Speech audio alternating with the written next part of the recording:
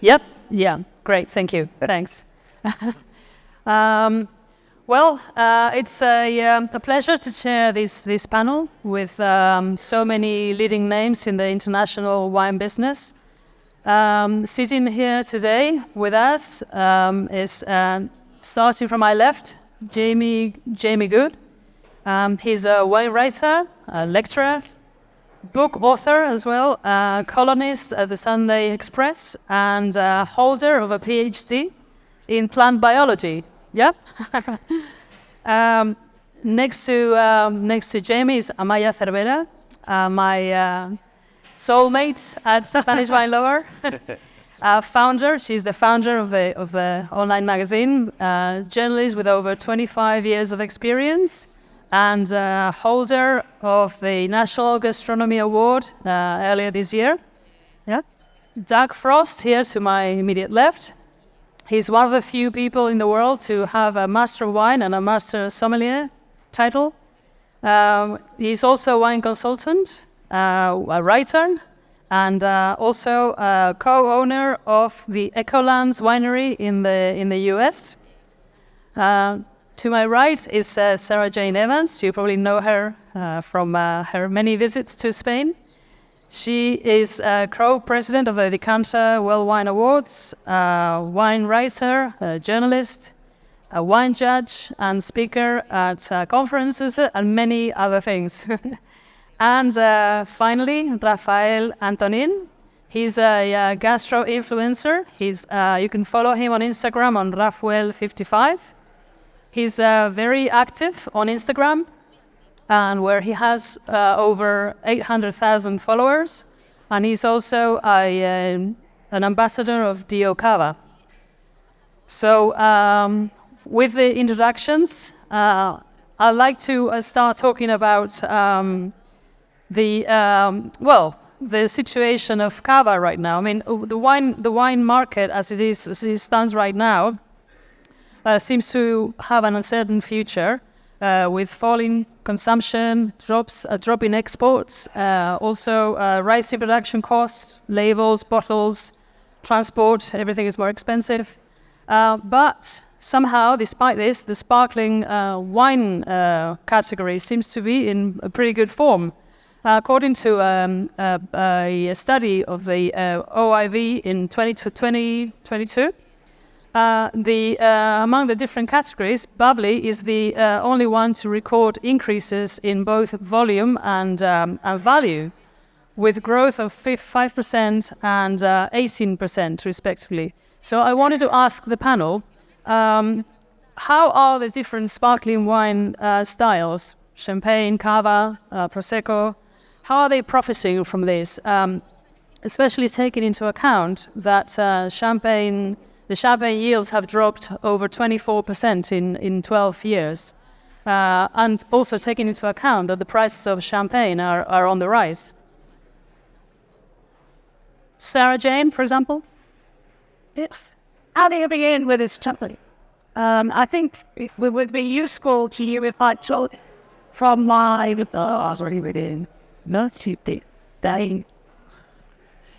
How shall I begin with this topic? I think it would be useful to you if I talk only from my British point of view, and I would be interested to look at where we are in the market in the UK with champagne and the other categories.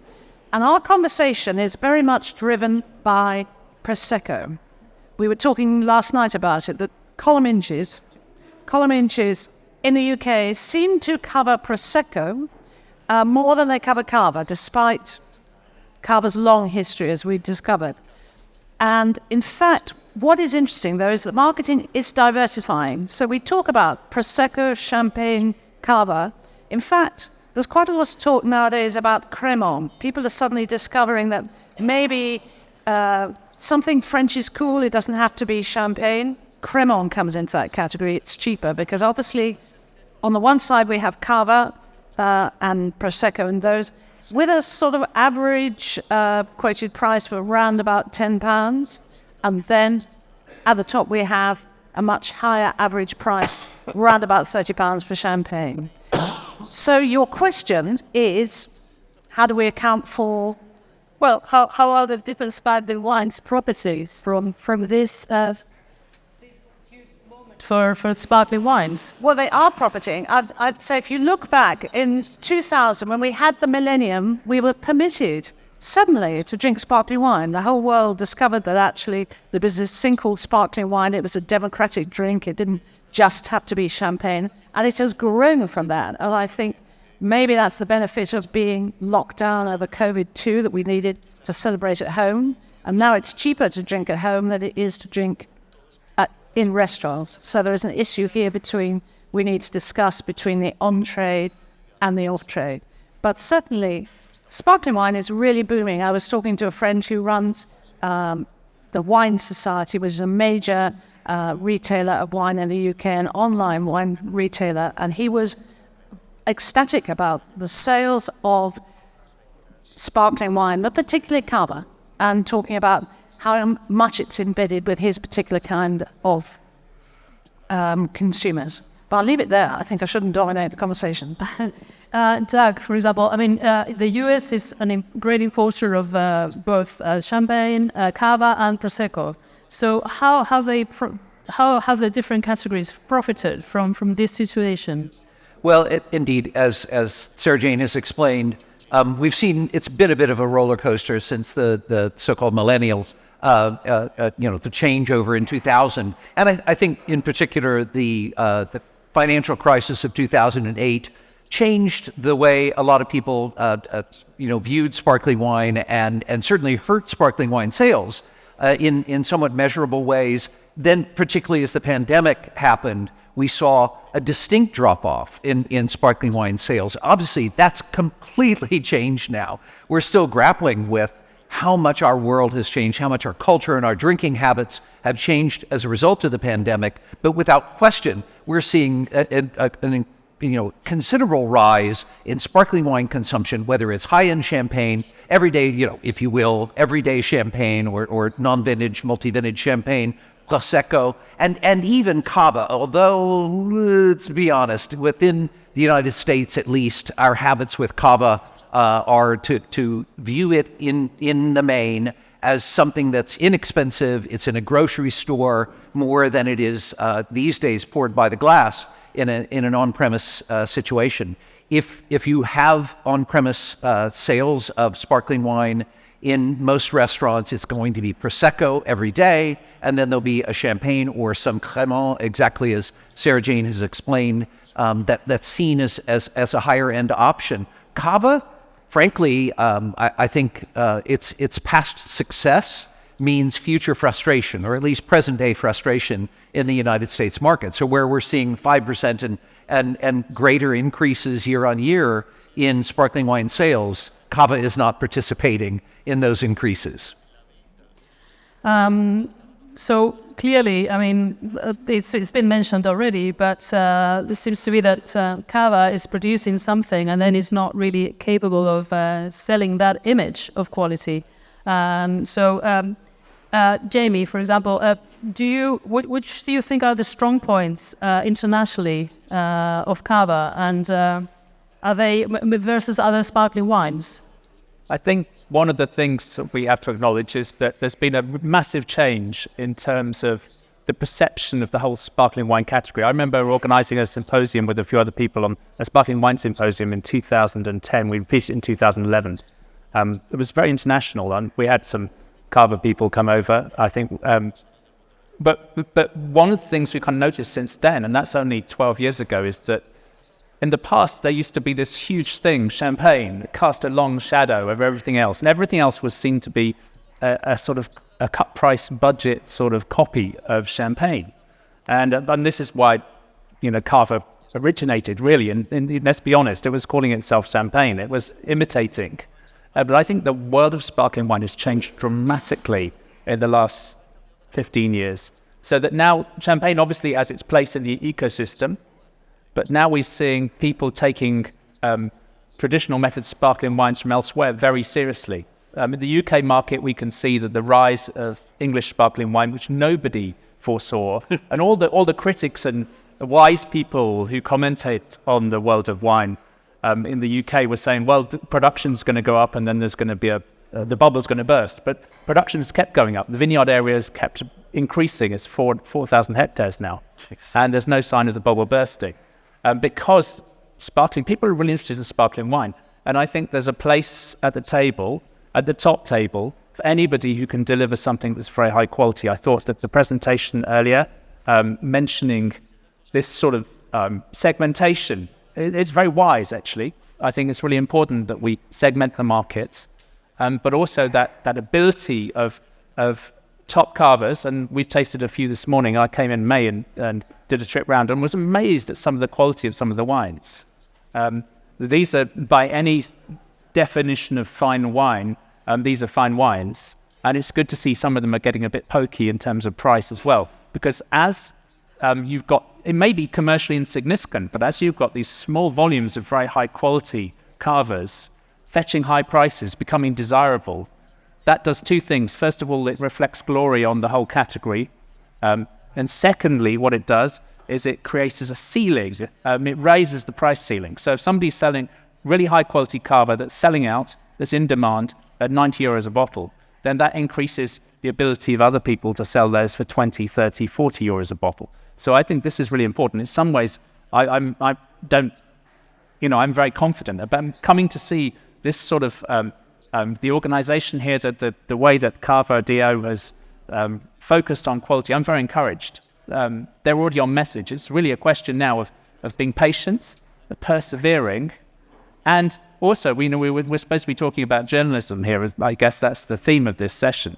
It's understanding that just as we need to segment the market when it comes to a carver, there's different carvers doing different jobs, going through different channels, different distribution channels. So we have in the media landscape, which has changed so dramatically, seismically over recent years.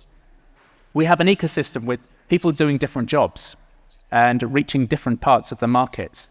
And one of the things underestimated is the importance of reaching the trade. I think it's a myth that many journalists actually reach consumers these days. Newspaper columns, this bullshit, man. I do one. The circulations are terrible. Equal time for opposing views, David. Anyway, no, sorry. No, newspaper columns don't work in the way that people think they do. People don't read it and say, "Oh, I'm going to go and buy the wines," and it moves the dial. What it does is it gives producers a chance to use that third-party endorsement in their marketing, because a lot of these media brands are well known. The journalists, nobody knows the names of the journalists. Even the most famous wine journalists, people on the street haven't got a clue. So it's the media brand, when it's a powerful media brand, that then can be used as a third-party endorsement. I mean, with some of the wine magazines, they may not sell many copies, but it's a media brand that then gives people the marketing tools which they can use to then sell their wines. So I think that's a really important thing, for Cava, is to understand the media landscape and use it cleverly, and use people with different spheres of influence. And remember that actually what sells wine is having wine in front of people. If you go to a restaurant, you can't buy wine if it's not on the wine list. If you go to a wine shop, you can't buy wine if it's not on the shelf. And who puts those wines on the shelves? Who puts them on the wine list? They're the people you need to reach. And they can't all be traveling around the world, but wine journalists like us, we can. And if we're credible and have a reach, then often we end up influencing the trade, which then puts the wines on the shelves, which then puts the wines into the hands of consumers.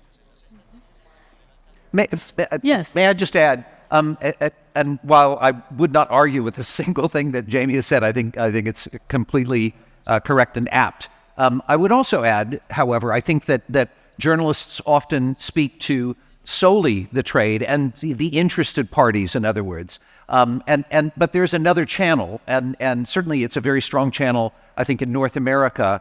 But I presume that it's a strong channel in other places, from Asia to England. And that is to say the restaurant community, whether through the guise of a sommelier, working sommelier, or the restaurant community itself, which is incredibly, I guess, incestuous is the best way to describe it. People working at a restaurant often are found in a different restaurant 2 years later, and they all talk to each other about what they love and what they find exciting and which wines are important to them. Whereas, let's be honest, journalists often hold that information back until they can drop it on some column. Restaurateurs, sommeliers love nothing more than to trade these ideas back and forth through the guise of an Instagram account or what have you. And so that too is a I think, in I the agree, yeah, changing totally, media landscape, Yeah. a way to talk about and to bring excitement, or at least to bring awareness of these exciting wines. Yeah. Amaya, I want to ask you, Spanish Wine Lover is focused mostly on the end consumer. Do you think that the message doesn't really get to the final consumer, or is it the sommeliers and the people in the trade who then Yes, I transmit think this message? that the problem with Cava, they are talking that other sparkling wines are developing and are on the rise, and Cava is not there, is not taking profit of this high demand of sparkling wines. And I think that part of the problem is that high quality Cava has not been on the export market, because and still today, if you look at the figures by the Consejo Regulador, most Gran Reserva and Cava de Paraje Calificado is mainly sold in Spain. So there's a lot of Cava that is being exported worldwide, but perhaps the best examples still remain in Spain. And the reason behind that is that these prices are higher. So it has been very easy for producers to export cheap Cava.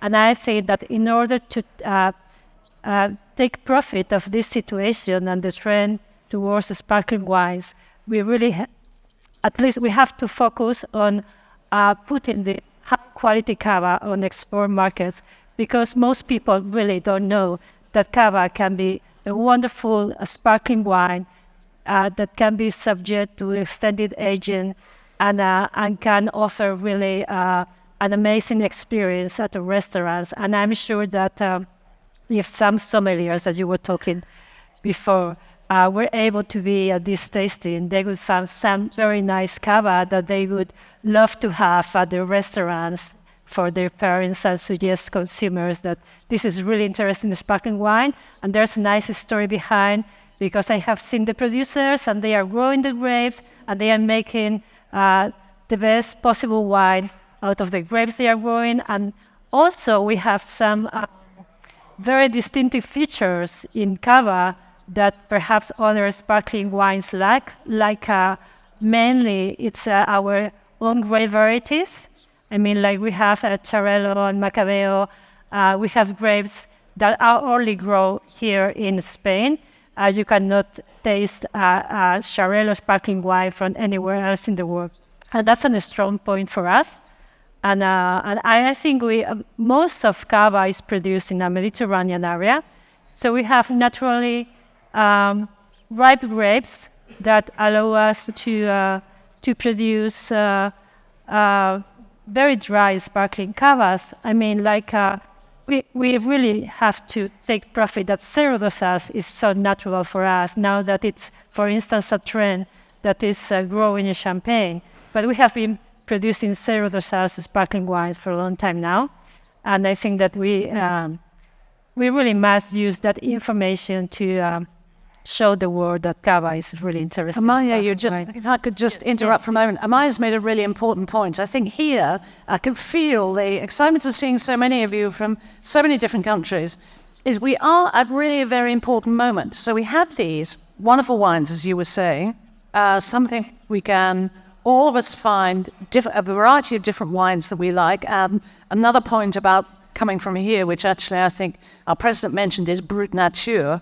But I would say, coming as a communicator from the UK, and I think my first bottle of Cava was back in the 1980s and was indeed that Carta Nevada, which came out on festive occasions. But recently, and probably running from maybe the launch of Cava de Paraje or before, is that as a communicator trying to communicate the messages of Cava, we have had them thick and fast because there's a lot of change that's happening in Cava. And so you can start off by talking about Cava de Paraje, which has never quite bedded itself in yet to the, our consumer market as an idea. And then we had a new idea, and now we have Cava de Guarda Superior. And then we're moving on to another subcategory. And it's great to have this diversification, but let's say it took Burgundy 500 years. I mean, we are having a crash course in top quality cava here, and it's just finding a way of controlling that message. I mean, in the UK, I think we've had 4 PR companies in the space of 7 years, 8 years, something like that. The message has changed. It feels to me now that something really good is happening, but I just want to make sure that we all take that good message away. However, and maybe it's turn for Rafael. Si me dejas. Yes, Rafael, please. ¿Ya está? He estado escuchando todo el rato, súper interesante, pero nos olvidamos de una cosa que estamos hablando de negativos que se están viniendo negativos por todas partes. Para cambiar un poquito esto, tenemos que pensar en la gente que entra a tomar cava, la gente nueva, la gente joven, a enseñarles un poquito, porque yo creo que falta que enseñemos a la gente joven la cultura del cava. ¿Vale? Yo recuerdo cuando era pequeñito en casa del abuelo, pues había cava. Hoy en las casas no hay cava. Hemos de hacer algo para que la gente joven tenga como un buen aperitivo, un cava, que para una buena merienda, un cava. Y esto no se está viendo gente de nuestra edad y hemos de intensificar esto, porque si no conseguimos que venga gente joven al cava, estamos perdidos. O sea, independientemente que tengamos que exportar con más calidades de esto, pero a lo mejor tenemos que ajustar alguna calidad para que ellos empiecen a sentir lo que es el cava. So Rafael was talking about attracting younger consumers to cava. So we have a new generation of cava drinkers. With the new trends now the new generation seem to demand wines with low alcohol, more sustainable practices, both in the vineyard and in the way the wines are made, and packaging. Do you think that traditional sparkling wines are well prepared, on cava in particular, for this? Well, at least, again, in the United States market, there's a great deal of soul-searching, if not outright, I think, trauma right now, panic, because we look at the consumption numbers, and for one thing, we see a growing group of people who abstain totally. We're close to 30% of adult age potential drinkers are not drinking in the United States, and that's gathering steam. However, having said that, those that are drinking, to add to the panic, are drinking things like seltzer or cider or perry or interesting beers or non-alcohol beers. They're drinking everything but wine in many cases. So there has been a little bit of a sort of return to what got us to this point, and this point, at least in the United States market, is 25 years of solid growth, both it's certainly in value. In volume, it's been falling off, but value continued to climb and climb and climb like there was no tomorrow. Well, guess what? Tomorrow got here. It's not going to get better. It's going to get worse, as far as most of us are concerned. So there's been, in some groups or in some minds, this return to let's just sell more wine to the boomers, of which I, kind of sneak in there. We're still drinking. I'm drinking as much as I can. I'm doing what I can for the numbers, but we can't drink as much. We don't need as much wine as we used to. So as we've tried to pivot to millennials and Gen Zs and younger drinkers, the younger drinkers, not surprisingly, are not only not interested in what people like me drank, they're really not interested in wine, or so it appears. Now, some of us believe that there will be a return, that it's simply a matter of going through certain categories of alcohol beverage, and we'll find our way there. All of that is to preface, to say, yeah, but sparkling wine, that's the one where we all come together. Young, old, everybody in between is drinking sparkling wine. As I say, Cava has not benefited from this, but every other damn sparkling wine has. And when we talk about the youngest consumers, those that are of legal drinking age, but new to alcohol beverage, many of them are drinking so-called natural wines. And we could have a marvelous argument about it's a wine word bullshit, the idea of natural wine is when we, since there is no definition of it, nonetheless, I make a pet nat, a sparkling wine without sulfur, which is quote unquote, natural, at least in its name. A neighbor of mine, speaking of Parrillada and Macabeo, both makes a pet nat from Parrillada in Washington State and Macabeo. So there's interest in sparkling wine of any ilk. And I think Cava simply needs to find a way to speak about it. It's through these media voices that we've already described up here in ways that interest people. And that's to say, you can't keep doing the same thing.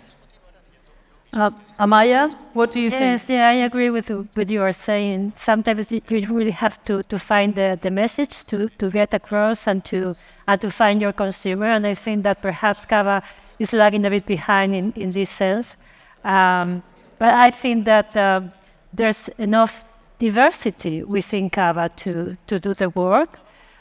So perhaps it's a matter of communication, and as Jamie said before, it's also perseverance and keep doing the work because it's not easy. And if you, I would never compare Cava and Prosecco, but in the market, most people really know what Prosecco is and look for Prosecco, and Prosecco has this image of let's have fun, this is fresh and nice, and Cava could be very well appealing the same consumers that are drinking Prosecco. Perhaps I think the focus should be more on the traditional method that really the making process is harder, and it's it takes more time. So I think it's really this link between Cava and quality that sometimes doesn't come across fully, that we should be working at. And as I said before, I think that part of the problem is that what the kind of Cava that people is drinking is not the best Cava, it's just the normal stuff. And perhaps this is something that we should start changing. But we'll continue with the younger generations. It's a crowded market. Everybody wants to get their attention because there are not very many, and we all want them to drink our stuff. So in terms of packaging, for example, Jamie, do you see? There's a big trend with cans now, and they have this worry about sustainability. Do you think? This is sorry, I'm cutting off your question because I know where you're heading. This is pretty bad of me. But no, I think, first of all, I would say about these overall market statistics where there's been a lot of panic in the US with the Silicon Valley report from Rob. Everyone was, oh no, it's terrible. We need to change wine because obviously young people don't like wine. And I think if you look in the US, I think part of it is because generally speaking, young people generally don't discover wine till a bit later. Secondly, is crisis of affordability. If you're looking at, there was direct-to-consumer sales we're looking at, and you've got these Napa Valley wineries making very average Cabernet Sauvignon and sell it for $100. No wonder young people aren't interested. There's no value proposition there. And also, everyone's squeezed. Everyone in their 20s is squeezed financially. If they're not living at home with their parents, that is. When they get out into the big wide world, there's a crisis of affordability. No one's got disposable income apart from the old folk. They're a good market, and don't knock the boomers. They drink a lot, and so you can, if you don't segment the market very carefully and look at these things, you can end up panicking for no good reason at all, and think, well, we surely need to change the essence of wine. It's like cricket. I've played cricket and followed cricket, right? And there's always it's a very unusual sport. It's English. There's always crisis talk in cricket about young people aren't interested in cricket anymore, and we need to change cricket. Well, it's like, well, cricket's cricket. You can't change it to be football. If people don't like it, ultimately, there's a limit to how much you can change it and still have an integrity of the product. And Cava in cans isn't going to work. Cava's traditional method, you can't do traditional method in cans very easily. And there's very severe technical problems with moving to cans. I think packaging is really important. Image is really important. And the one area of wine, the one segment of wine where you see a lot of young people is if you go to a natural wine fair, there's all these people in their 20s dropping $30, $40 on a, wine. There's a sense of excitement. And so that's one channel that's actually working because there's a clear image, there's a clear attractiveness to these wines. They're a bit different. And often the people making them are quite interesting. And so there's a resonance there with the natural wine segment and young urban 20-somethings. Those fairs are rammed with people who, we're told that young people don't like wine. Wine has to change. But I think actually the essence of what Cava doesn't need to change. Maybe the packaging, but I certainly think alternative packaging isn't the way forward. You can't do that with the traditional method. It just doesn't work. But Sarah Jane, what kind of alternative packaging would you imagine? Yes, I got involved in a very deep discussion about. Now we're going to come up with something that's quite flippant. Actually, we are in a very serious area, but the problem about recycling and the way to the bottles. Clearly, we can't do anything about the bottles, but there are things like the foil, which various people have worked on.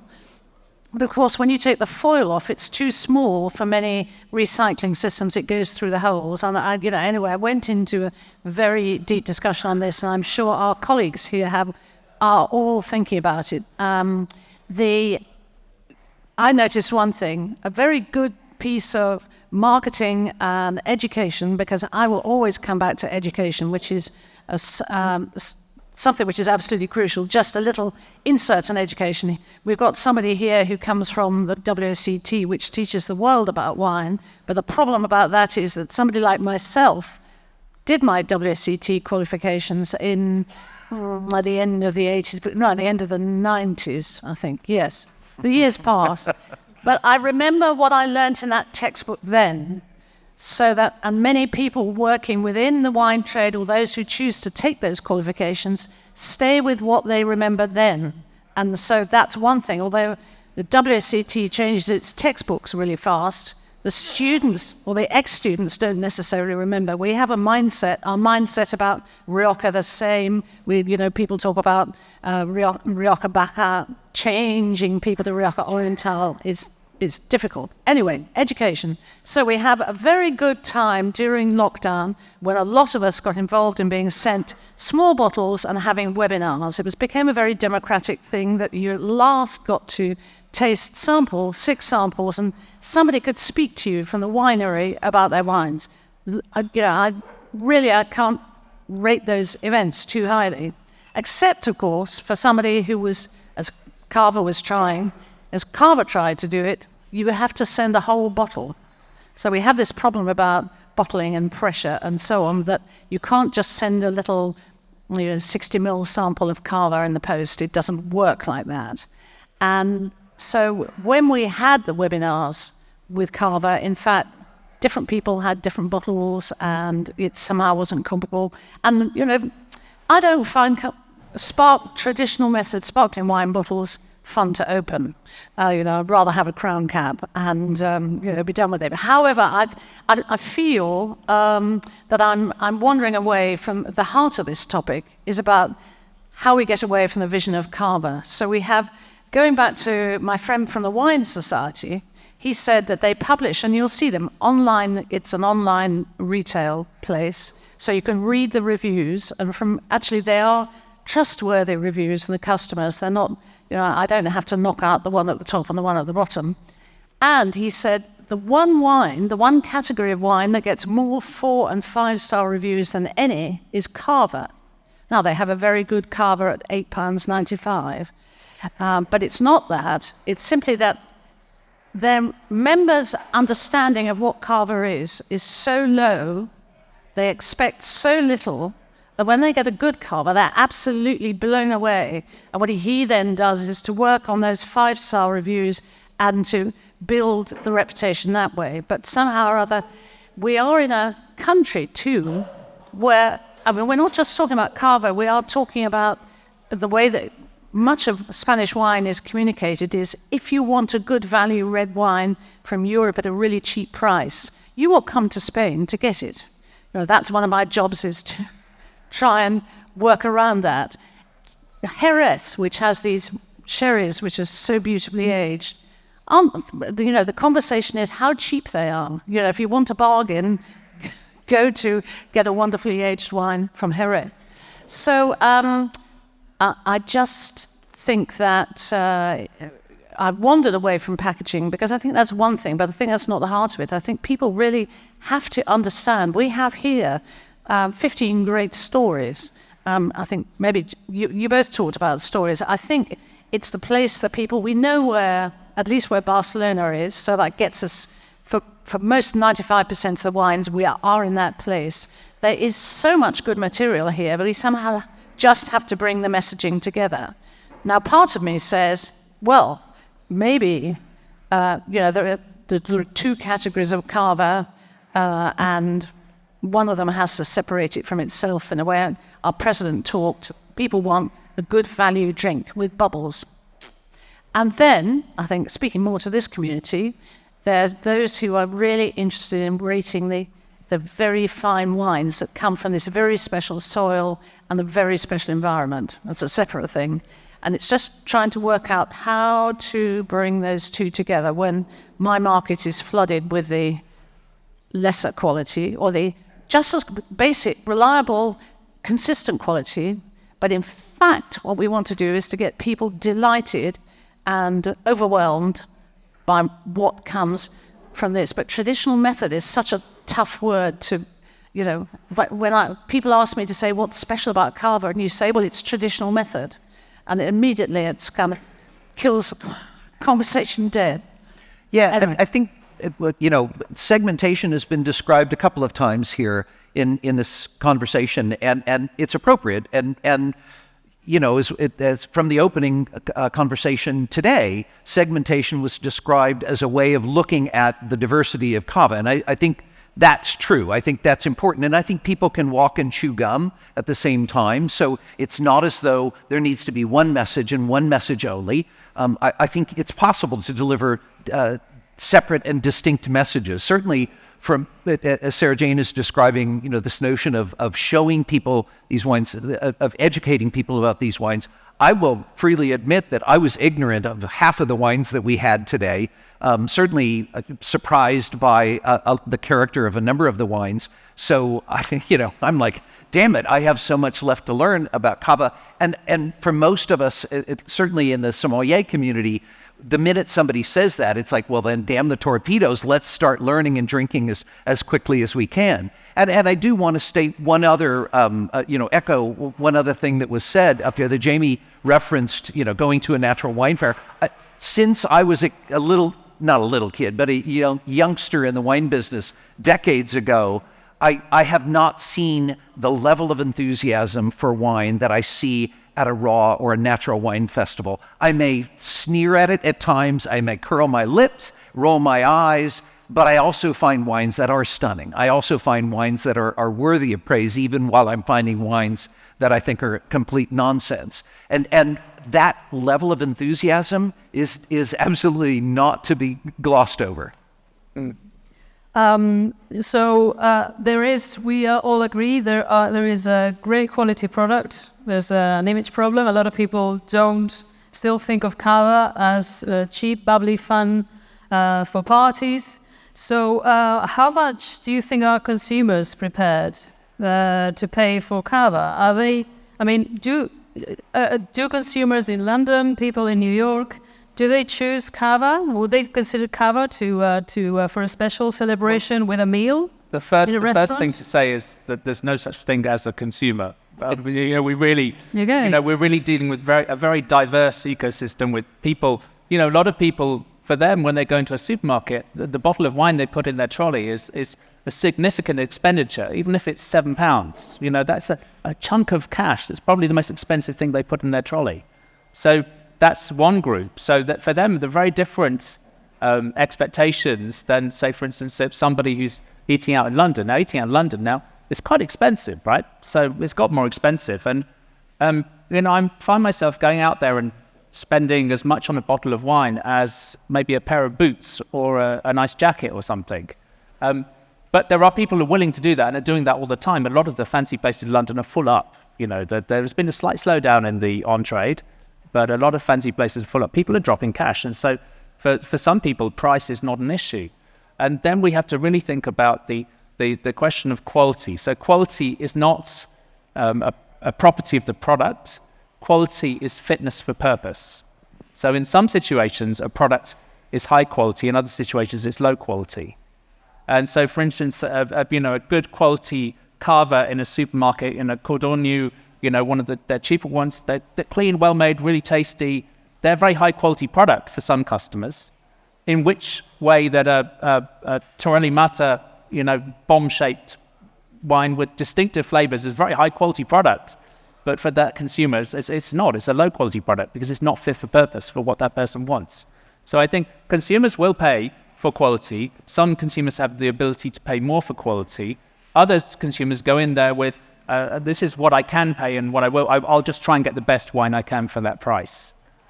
So I think the kind of one other point I think should be made as well. So when we talk about Cava, we're talking about a collective brand.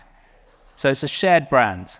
And some people are pumping brand equity into this. People are making very high quality products that exceed people's expectations. The brand promise is met.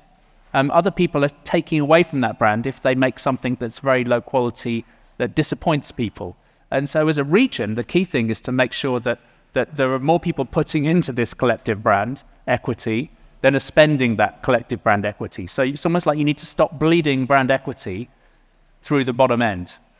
And I think that's so it's in a sense, you think of this big pool of brand equity, you want the region to be in credit because people are getting good experiences. The brand promise is met. When they buy something, it delivers. But do you think, for instance, that the new planifications can help with this? I mean, you have the standard Cava, and now you have the Cava de Guarda Superior, but this designation...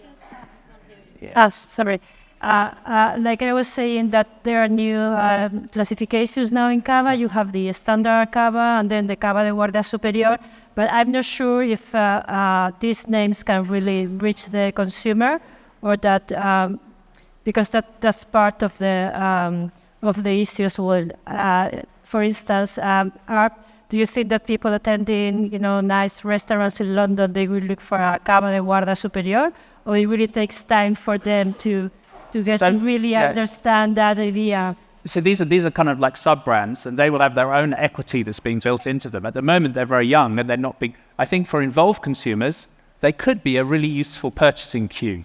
So, for instance, if I'm becoming an involved consumer of Cava, I'm still learning. I'm learning quite a lot. I did this trip in May and learned so much there. So if I'm going and I didn't know a producer, but I saw it was, well, I know the Labrador ones now, but if I didn't know that and I saw that in the bottle, I would definitely think, this is my chances of getting something really good are enhanced by this, and Guarda Superior as well. These buying cues I think could become very useful in time for a certain subset of consumers. For another subset of consumers, whatever you put in the bottle, I don't think it's going to make a lot of difference. You're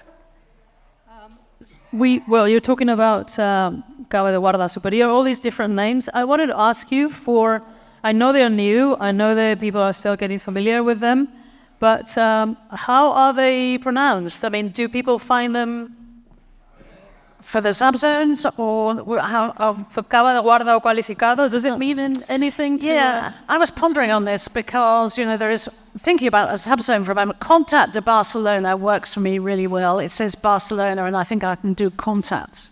And then more or less for the rest, I'm... and then I think I'm being really a little bit narrow-minded about this. Guarda Superior. I mean, what am I going to say in English? Guarda Superior, I think I'm going to say. Or I might be fancy as a sommelier and say Guarda Superior, at which point you make your customer feel diminished by that language. So, the people who got it, I'll go back to Sherry, the people who got it cleverly was this category VORS, which was worked in English and was also worked in Latin. I think it put them maybe put the local consumers at a disadvantage because it wasn't either in Spanish or yes, it wasn't in Spanish, but somehow or other though, we're going to have to find ways, and this maybe comes back to the public relations, of playing games with those names so that it becomes okay. But certainly I've got so much information to pack in here, and I'm someone who really works in Cava to remember the labels, to remember the colors, the styles, and all of that. But it's just, I need a big hit of information, and don't say it to me once or twice, just keep repeating it. Each of us has been learning things here today and last night, and golly, we need to go on doing it. Okay, unfortunately, we've run out of time. There's plenty more questions, but hopefully maybe Sarah Jane will address some of those later on her panel. And now I'll leave you with Ruth. Gracias.